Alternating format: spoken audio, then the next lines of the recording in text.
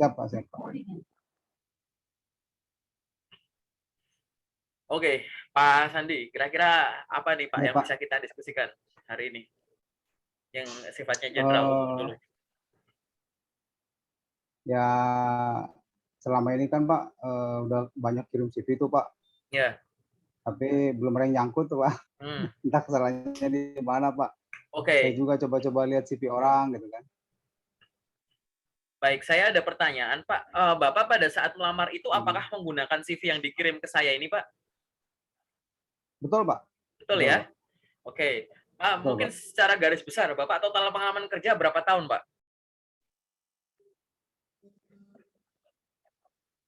Ya Pak, di safety-nya Pak ya. Oh iya, total berapa tahun ya Pak ya? Kalau di total Total saya pengalaman kerja, dari tamat kuliah atau gimana Pak? ya dari tamat kuliah. Tahun berapa berarti Dari Pak? tamat kuliah 2002 saya Pak tamat kuliah Pak. 2002, berarti 18 tambah 2 2. Pak. Wah, 20 tahun ya Betul Pak Pak. ya total ya. Betul Pak, iya Luar Pak. biasa. Ini rekor nih. Tahun 2022 saya review CV dengan pengalaman total katakanlah 20 tahun ini gitu ya Pak ya. Baik, Pak Sandi, mungkin Betul saya Pak. menyampaikan seperti ini ya Pak ya. Jadi pada saat kita menuliskan CV gitu ya Pak ya, itu akan beda dengan resume, jelas. Hmm. Kita fokus ke CV dulu. Nah, CV orang yang Hmm. sudah memiliki pengalaman kerja banyak, maka tonjolkanlah dari sisi pengalaman Hmm. kerja gitu. Kalau saya lulusan baru, Hmm. saya akan menonjolkan prestasi akademis dan non akademis gitu. Tapi kalau pada keseimbangan ini, jadi ibaratnya Hmm. ini loh, kuliah saya segini, IPK saya sekian, tapi saya nggak cuma kuliah aja loh, ini saya ada magang, organisasi, kepanitiaan, dan lain-lain. Jadi fresh graduate itu akan cocok di sini. Tapi untuk kita yang memiliki pengalaman kerja banyak, gitu, maka di CV itu kita menonjolkan pengalaman kerja kita. Nah, pastikan pengalaman Hmm. kerja itu ada 5 unsurnya. Pertama, jelas nama perusahaannya, gitu ya Pak ya. Ya Yang Pak. kedua, time-nya, periodenya kapan. Oke. Hmm. Yang Ya, ketiga ya. adalah jabatan kita apa. Hmm. Yang keempat itu adalah tugas dan tanggung jawabnya, rincian pekerjaan ya. Ini bukan job desk general dari posisi tersebut. Gitu. Misalkan saya jadi sales, saya tidak akan menuliskan Hmm. tugas saya adalah menjual produk ke konsumen. Itu terlalu general. Kita harus bisa menyampaikan lingkup kita, tanggung jawab kita gitu-gitu. Jadi kebentuk ya. Oh Detail Pak ya, ini detail lah. ya seperti itu. Setelah ini Hmm. saya jelaskan satu-satu ya Pak ya. Tadi ya nama Ya, perusahaan, siap Pak. timestamp-nya, jabatannya, terus tugas tanggung jawabnya, dan yang kelima adalah prestasinya. Yaitu prestasi atau Siap. pencapaian apa yang muncul pada saat kita ada di jabatan tersebut. Saya jabarkan satu-satu. Nama perusahaan jelas, nama perusahaan ya biasalah ya Pak ya. Nama perusahaan Ya. seperti itu tidak usah disingkat sebagaimana mestinya kalau perusahaan tersebut branding keluar tuh namanya dikenal sebagai apa. Dua timestamp-nya, periode bukan periode tunggal ya itu pasti ada awal dan akhirnya. Silahkan boleh bulan tahun gitu boleh.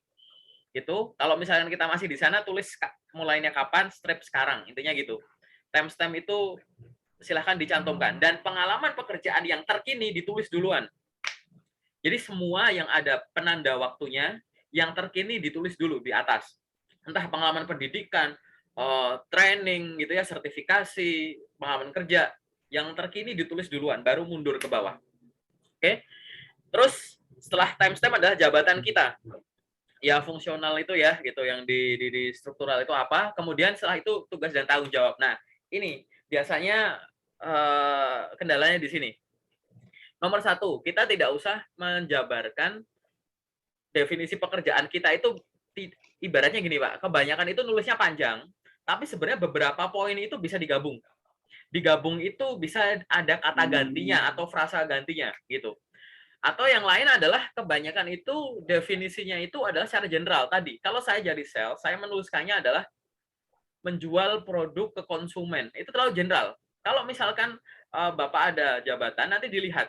Apalagi kalau dengan pengalaman seperti Bapak kan tidak mungkin di staff saja, pasti ada yang level manajerialnya. Nah, pada saat kita membreakdown tugas tanggung jawab kita, itu kita harus lihat dari sisi fungsional dan struktural. Misal, saya menuliskan di sana sales manager, gitu ya.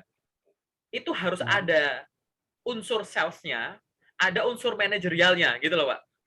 Jangan sampai jabatan kita itu manajerial, tapi job desk-nya kayak itu sebenarnya job desk staff kita, anggota tim kita, gitu. Jadi harus balance dari sisi struktural dan fungsional ini. Nah, yang selanjutnya adalah gimana biar itu singkat. Mungkin kalau tugas dan tanggung jawab, kalau kita tuliskan semuanya, itu pasti rinciannya akan panjang sekali, Pak. Gitu. Ya kan? CV itu terbatas. Saya sampaikan, Pak. CV maksimal 3 halaman saja. Oke? CV maksimal itu cuma 3 halaman. Pak, pengalaman kerja saya banyak, Pak. Saya udah berpuluh-puluh tahun. Masukkan yang terkini saja. Gitu. Misalkan 3 atau 4 pengalaman kerja yang terakhir. Sisanya taruh di mana? 1, update di LinkedIn Bapak.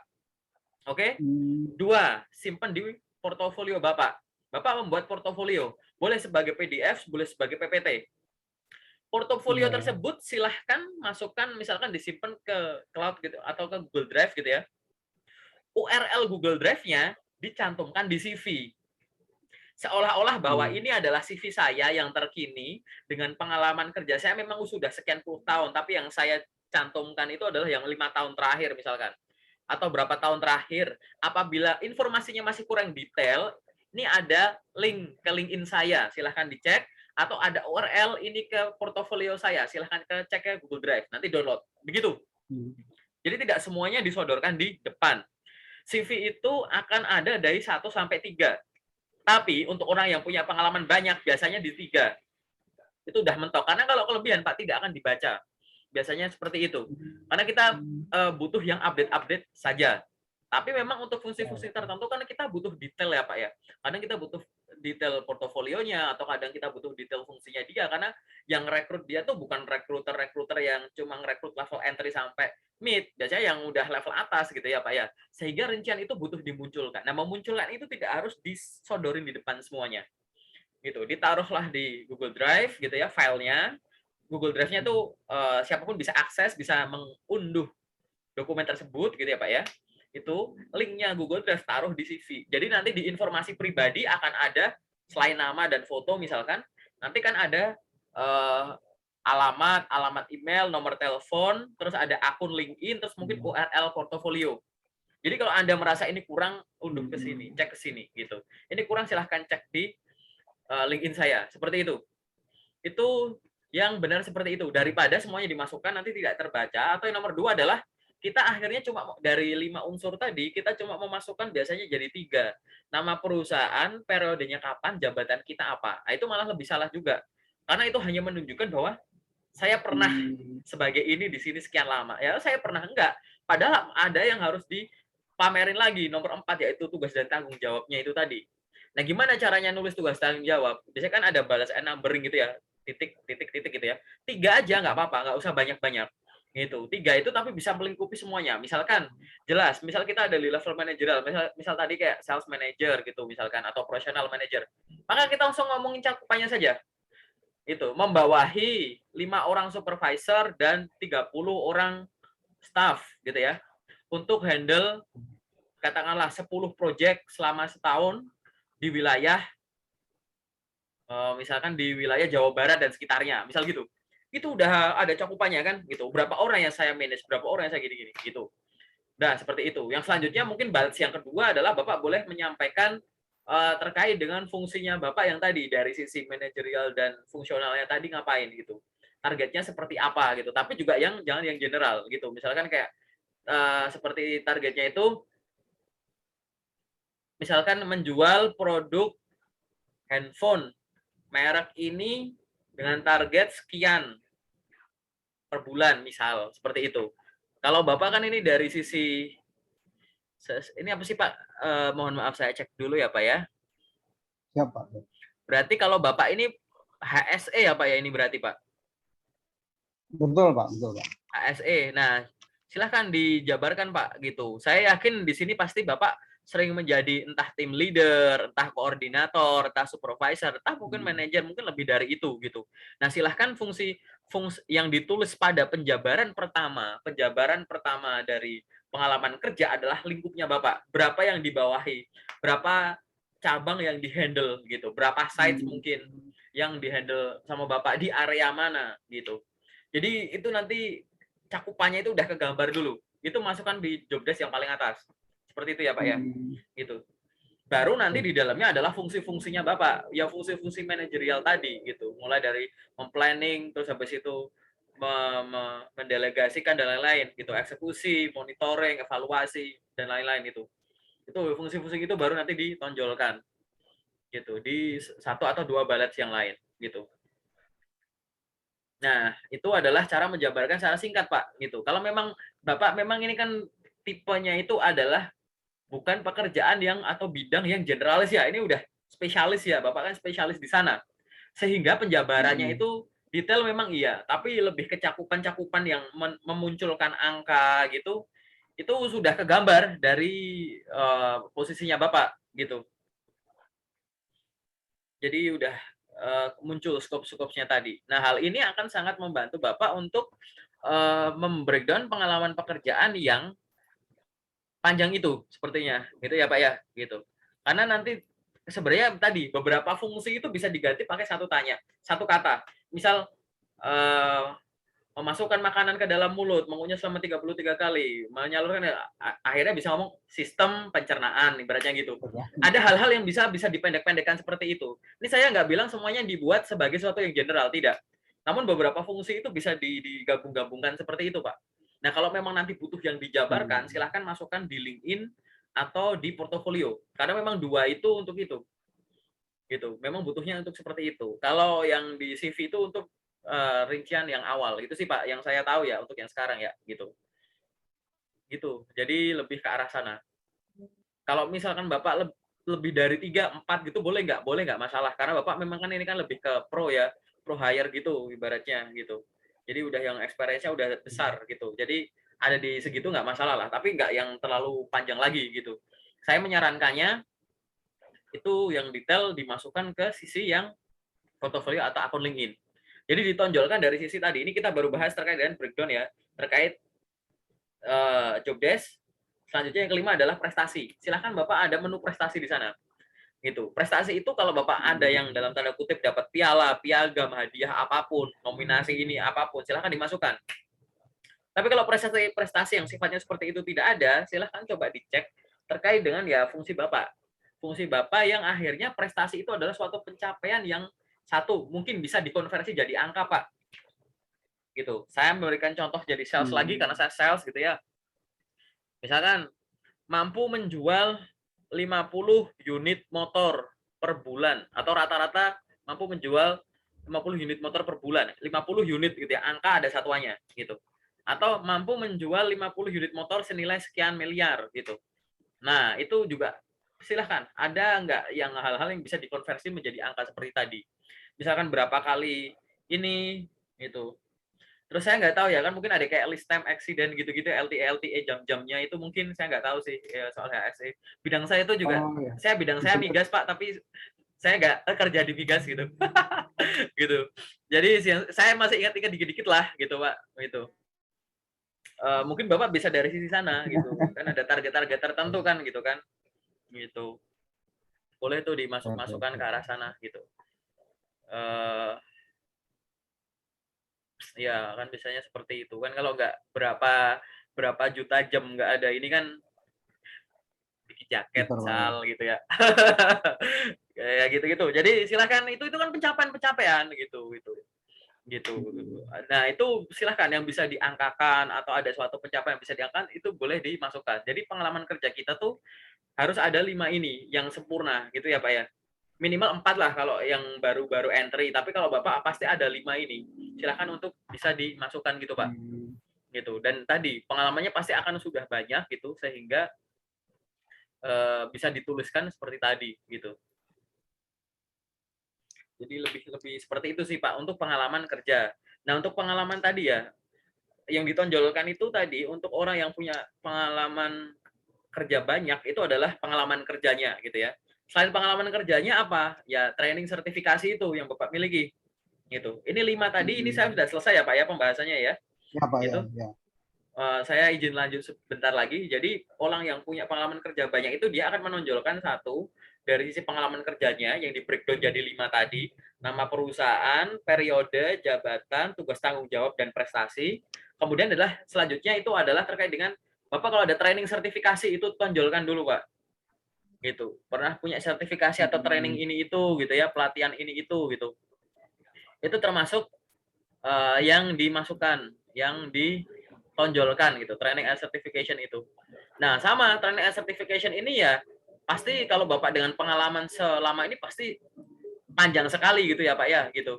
Sehingga silakan masukkan entah yang terkini atau yang relevan. Yang relevan dengan pekerjaan yang Bapak cantumkan. Ya, Bapak punya pengalaman Yang akan pekerja. dilamar gitu, Pak ya? Ya, yang akan dilamar. Bapak pengalaman pekerjaan ada 15 misalkan. Diambil 5 terakhir atau berapa tahun terakhir ternyata Bapak masukkan 6. Nah, training sertifikasi yang berhubungan dengan 6 tadi, misal training sertifikasi Bapak ada 30.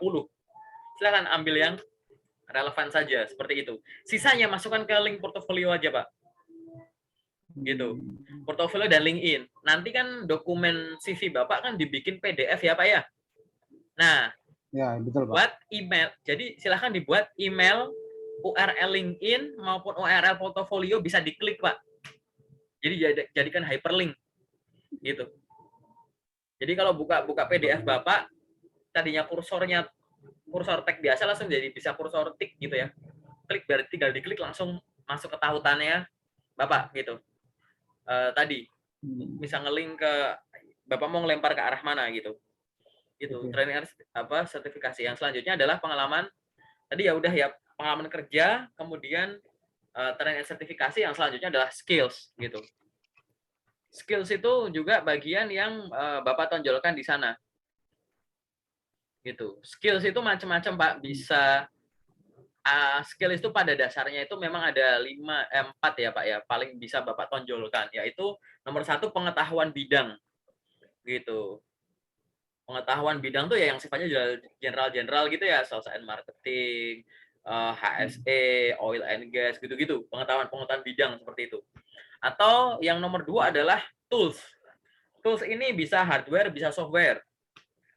Gitu. Software itu Bapak bisa mengoperasikan software apa aja di pekerjaan Bapak yang dari dulu sampai sekarang atau yang tadi ya, sesuai dengan pekerjaan yang dicantumkan. Itu dia menggunakan software apa. Gitu. Yang kedua hardware, tools-tools yang bisa Bapak gunakan. Khususnya tools-tools yang misalkan butuh sertifikasi khusus. Gitu. Surat izin peledakan misalkan gitu kan, Bapak punya tuh misalkan orang pertambangan misalkan gitu. Nanti toolsnya ya alat untuk Dinamit dan teman-temannya itu paling gitu. Ini contoh tools yang hardware. Nggak harus hardware itu harus yang komputer atau mesin apa. Kalau ada ya nggak apa-apa gitu. Bapak bisa mengoperasikan apa. Forklift misalkan gitu. Itu kan kemampuan gitu. Dump truck mungkin kayak gitu. Itu kan sebenarnya tools. Kemampuan mengoperasikan tools. Tadi. Makanya itu skills itu boleh yang sifatnya soft, boleh yang sifatnya hard. Kalau ada dua-duanya silahkan cantumkan. Oke? Nah, yang ketiga itu adalah kemampuan bahasa. Silahkan pada skills itu cantumkan Bapak bisa bahasa apa saja. Silahkan dicantumkan. Dan yang keempat, biasanya orang memasukkan soft skill. Soft skill itu seperti leadership, teamwork, dan lain-lain. Communication. Tapi ya, saya menyarankan bahwa untuk orang yang sudah punya pengalaman kerja banyak, soft skill itu tidak usah dimasukkan pun juga nggak apa-apa. Karena orang udah tahu. Gitu. Ini opsional sih, Pak. Gitu, soft skill itu. Gitu. Tapi kalau untuk yang sifatnya udah seperti itu, orang udah tahu dari, wah, Bapak pernah menjabat ini pasti udah kebentuk soft skill tersebut. Karena soft skill itu akan muncul pada suatu pengulangan kegiatan teknis yang dilakukan secara benar pada periode tertentu gitu. Jadi tanpa dicantumkan ya nggak masalah di sana. Gitu. Tapi yang sekarang harus dilihat adalah tadi, apakah Bapak menuliskan skill itu udah masuk? Takutnya Bapak mau pengalamannya apa, tapi di bagian professional skills Bapak nulisnya misalkan Microsoft Office, Canva, gitu-gitu. Yang tidak relevan dengan pengalaman ini loh. Gitu. Ini kan Bapak pengalamannya seperti ini. Masa soft skill-nya ini? Ya, ke gambar ya Pak ya. Gitu. Contoh seperti itu. Jadi skill itu silahkan diturunkan dari dengan saya bekerja di sini tuh saya jadi punya skill apa, dengan bisa skill apa, gitu-gitu. Dengan saya mengenyam pendidikan ini saya bisa apa, dengan saya ikut training sertifikasi ini saya bisa apa, gitu. Skill itu selalu diturunkan dari segala pengalaman yang kita lalui, gitu. Harus nyambung dong, gitu. Dengan saya kerja jadi apa, harusnya punya skill apa, gitu. Harus nyambung, skill kan dari sana. Gitu, Pak. Nah, yang terakhir adalah pengalaman pendidikan. Pendidikan itu adalah hal poin keempat yang ditonjolkan pada saat orang punya pengalaman bekerja. Tetap Pendidikan silahkan tuliskan pendidikan terakhir atau 2 terakhir. Tapi kalau kuliah silahkan boleh tuliskan dari S terakhir sampai S pertama gitu ya. Misalkan Bapak S3 tulis S3, S2, S1 nggak apa-apa. Kalau misalkan Bapak S2 tulis S2, S1 nggak apa-apa. Tapi kalau misalkan Bapak S1 tuliskan S1-nya saja boleh, S1 sama D3 boleh, S1 sama SMA boleh. Jadi CV itu bukan autobiografi yang dari TK harus ditulis gitu. Jadi dari tingkat pendidikan yang kemungkinan akan dipertimbangkan Bapak itu akan dimasukkan ke sini. Kan kita nggak bakal digaji gara-gara kemampuan SD kita, Pak, gitu. Logikanya begitu. Gitu ya, Pak ya. Alasannya ke arah sana. Begitu. Jadi arahnya ke sana. Nah, ini 4 poin yang dalam tanda kutip harus di-highlight, harus yang ditonjolkan pada saat Bapak membuat CV yang tadi. 3 sampai 4 boleh lah gitu. Tapi kalau bisa dibikin 3 dulu gitu. Dengan cara tata letak yang tertentu seperti itu. Nanti setelah ini saya jelaskan terkait dengan CV-nya Bapak lah gitu. Tapi paling enggak secara garis besar itu ya Pak ya. Bagian-bagian lain boleh dimasukkan nggak boleh kalau Bapak ada yang lain yang mau dimasuk-masukkan gitu. Tapi yang utama itu adalah poin-poinnya ini. Kalau anak-anak yang masih masih baru lulus atau gimana, saya akan menyarankan ayo organisasi, magang masukkan, gitu kan, seminar, webinar masukkan, hobi mungkin preferensi pekerjaan juga boleh, itu kan opsional semua. Bapak juga boleh memasukkan itu sih. Tapi yang paling tidak 4 ini sudah di-highlight dulu. Jadi setelah Bapak mau masuk, misalkan ada foto, terus informasi pribadi tadi ya, boleh pakai tempat tanggal lahir nggak apa-apa, tempat tanggal lahir, alamat email, nomor telepon, terus akun LinkedIn, terus portofolio Bapak gitu ya. Langsung di bawahnya tuh pengalaman kerja, bawahnya tuh langsung pengalaman sertifikasi skill tadi ya Pak ya, itu training and sertifikasi, skill, terus pendidikan. Udah, masih ada space kosong silahkan. Organisasi mau dimasukkan silahkan, ya kan. Preferensi bidang yang pengen Bapak lamar mau dimasukkan silahkan gitu. Tapi yang di highlight tuh itu dulu Pak, gitu. Untuk pengalaman kerja gitu. Nah, sampai di sini ada pertanyaan nggak Pak yang sifatnya general? Nanti saya jelaskan yang detail setelah ini. Kalau nggak ada, mungkin saya langsung masuk ke yang detail saja ini. Saya mau tanya Pak, Boleh.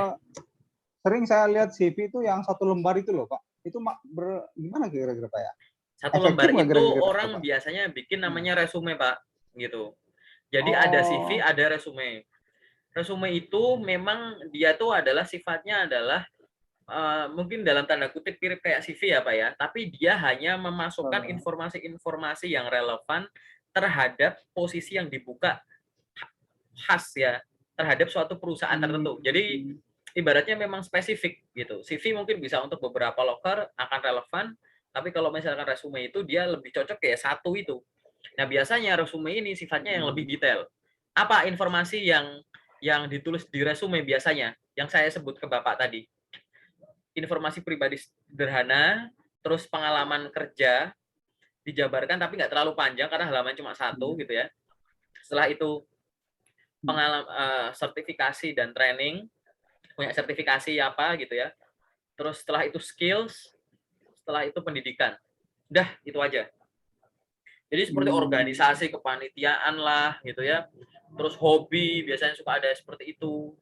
Ringkasan CV itu nggak ada tuh seperti itu. Mungkin Bapak cuma informasi pribadi saja, terus habis itu dari atas sampai bawah pengalaman kerja semua sama pendidikan. Udah itu aja juga nggak apa-apa. Gitu. Tapi Jadi efektif nggak Pak untuk para rekruter itu Pak? biasanya kan tergantung yang diminta ya Pak ya. Maksud saya adalah daripada memaksakan diri, ya yang harusnya informasinya Bapak itu Bapak punya kemampuannya, tapi memaksakan diri dengan satu halaman gitu kan, yang harusnya dimasukkan semua akhirnya dipilih mana ya gitu. Takutnya nanti salah prioritas kan, gitu. Jadi kalau memaksakan diri jadi satu halaman, takutnya Anda yang punya pengalaman banyak, tapi memfilter kemampuannya akan dalam tanda kutip kelihatan setara dengan yang kemampuannya memang terbatas dan hanya pakai satu halaman juga cukup gitu loh. Takutnya itu salah prioritas ini Pak, ya kan? Gitu. Sehingga menurut saya Bapak bikin CV saja tidak masalah. Dengan CV yang Bapak punya itu coba di otak-atik dibuat 3 halaman saja. Saya yakin bisa. Kenapa kok bisa? Nanti saya jelaskan. Itu. Nah, sisanya kalau mau breakdown seperti tadi, Pak, itu masukkan ke portofolio. Namanya membuat portofolio saja, diletakkan di Google Drive. Nanti linknya Google Drive masukin ke CV-nya Bapak. gitu. Jadi dilempar. Oke. Kalau sebenarnya ini sih saya tahu sih Pak, industri migas itu waktu itu beberapa tahun yang lalu ya, tahun 2015 ke belakang itu saya melihat teman-teman punya CV itu bisa sampai 30 halaman, 40 halaman. Saya pernah megang CV sepanjang itu. Saya juga tahu. Saya pernah megang itu, Pak. Gitu. Saya pernah punya dosen CV-nya segitu, serius. Ini semoga beliau nggak nonton ini ya, gitu. Beliau masih ngajar aktif di kampus. Saya pernah lihat CV-nya beliau itu di atas 40 halaman gitu. Dan memang di industri migas seperti itu gitu. Yang saya tahu sih gitu. Dari dulu kalau karena ya ibaratnya fungsi CV-nya itu cuma di depan, belakang tuh seperti paper publikasi, paten gitu-gitu. Itu yang ditulis di belakang tuh sama project-project di belakang tuh. Seperti itu. Saya sering sekali melihat hal-hal yang sifatnya seperti itu gitu. Kalau dulu sih nggak masalah sih gitu. Tapi memang makin kesini ada definisinya itu berubah ya Pak, dan saya mohon dikoreksi. Kalau untuk di industri Bapak sekarang gitu kan, saya kan udah nggak terlalu update gitu ya Pak ya. Itu bagaimana gitu. Yang saya tahu lebih banyak menggunakan yang seperti tadi gitu. Orang udah tahu lah nama Bapak lah gitu. Udah tahu dari ini, jadi nggak perlu yang terlalu detailnya gitu. Mungkin lebih yang sifatnya manajerialnya seperti itu. Tapi fungsinya tetap gitu. Atau job desk-nya diturunkan dari KPI Bapak misalkan. Ya kan? KPI-nya apa aja ya udah gitu. Saya ada berapa KPI? Katakan 5. 5 tuh ada KPI yang bisa digabung nggak jadikan job desk-nya gitu. Yang berkaitan misalkan KPI apa sama apa gitu, boleh dimasukkan job desk-nya dari sisi sana. Nah yang detail banget silahkan dimasukkan ke LinkedIn dan portofolio, begitu Pak. Jadi tadi ya kesimpulannya adalah Bapak tidak usah jadikan satu halaman. Itu bingung saya ngebayangin kalau saya punya pengalaman seperti Bapak jadi satu halaman, saya bingung deh itu gimana, karena kontras sekali gitu. Takutnya tadi ada yang ya salah prioritas, malah jadi dianggap tidak punya kemampuannya padahal banyak gitu kan, gitu Pak. Ya. Ada lagi tidak Pak yang sifatnya general? Kalau tidak ada, saya masuk ke yang spesifik. Coba Pak masuk. Nggak ada. Situ aja ya Pak ya. Pak. Sementara itu aja ya. Ya, Pak.